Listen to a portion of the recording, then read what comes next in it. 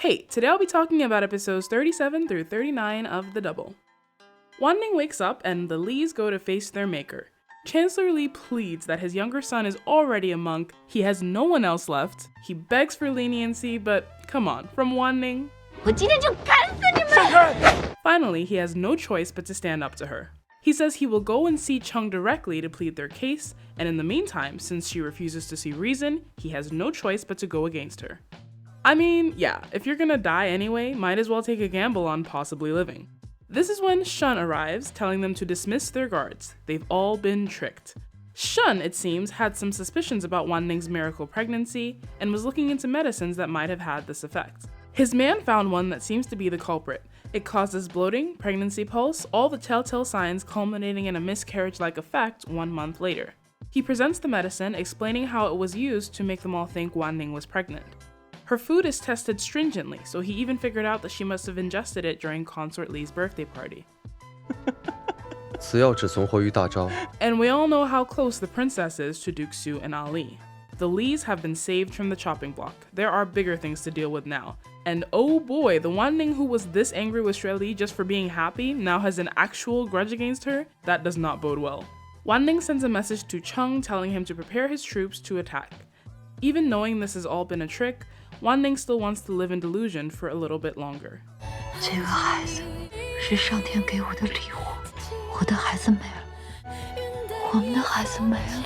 Love this scene.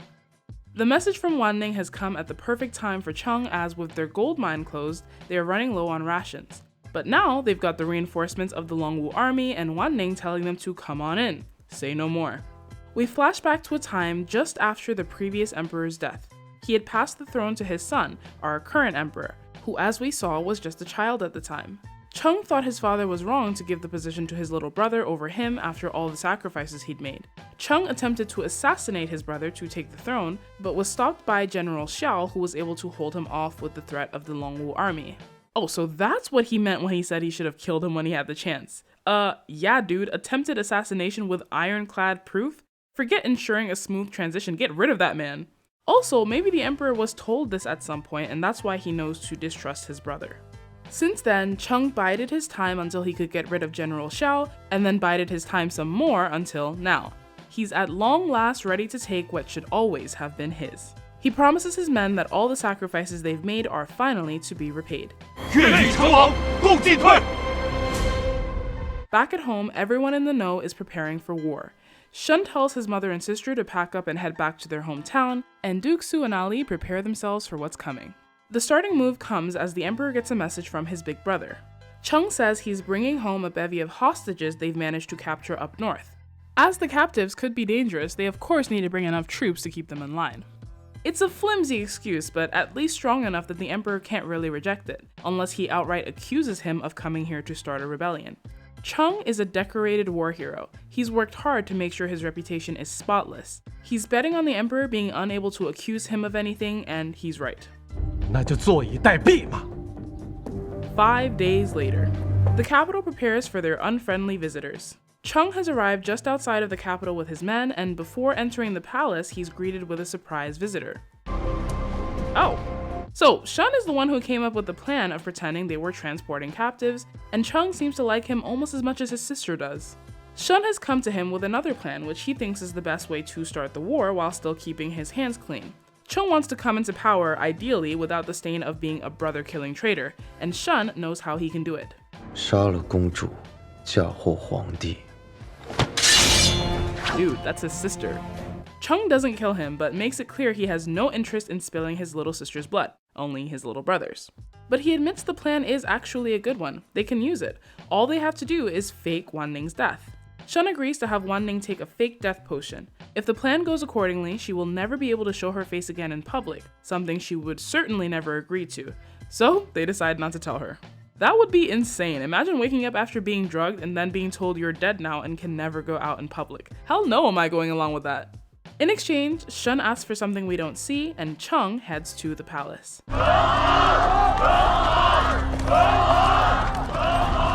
It's a grand reception and Chung bows with all due formality. The emperor thanks him for his hard work over the last few years and his contributions to the stability of the nation. He issues a decree that for so diligently guarding the nation's northern border, he's granted a bunch of nice stuff, fancy sword, jewels, pearls, whatnot. Chung himself presents the best of the treasures they've been able to find fighting enemies in the north. He says his work is not done and he plans to return to the north after the big banquet and greeting his ancestors. Really? So we're not even trying to be subtle anymore? When Chung goes to see his sister, he finds her living her best life in the company of some pretty boys. We don't see enough reverse harems, to be honest. He dismisses her boys, telling her to get her head on straight so they can prepare for what's coming. But first, a visit to their mother, the late noble consort Li. Yet another Li! Despite her high status, she wasn't a favorite and it seems lived her whole life in fear. Before she died, she told her children to take good care of each other and themselves, though I'm pretty sure she didn't mean it like this. Also, SuLian! All three siblings reunite to pay their respects to the late emperor, and Wanning has a flashback to the last time she saw him. This was very soon after coming back from her dreadful stint in Dai. She asked him if he had any idea what she went through, if he ever even loved her at all. She wished day and night that one day he would come and save her, but it seems the only things he loves are himself and his sons. When he can't or won't answer the question, she lets it go, taking up his medicine to feed it to him. 哎呀，枕头脏了，来。静儿，静儿。 What? Everything goes off without a hitch and they return to their respective homes to prepare for the night's festivities. Ali receives a letter from Duke Su asking her to meet up with him urgently. She calls his man Zhao Ke to take her to him, but then notices that something is off about the way he's acting. She asks to stop the carriage, pretending she wants to buy something. 看来二娘子已经识破我了。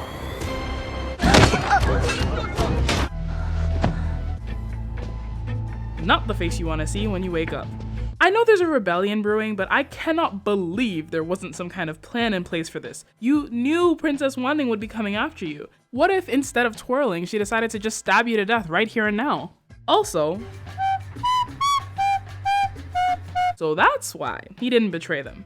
Wanning says she has called Duke Su over and is looking forward to the fun of watching him lose the love of his life. Turns out this isn't just about the personal grudge, they're planning on using her as a lure for Duke Su so that they can take him off the board.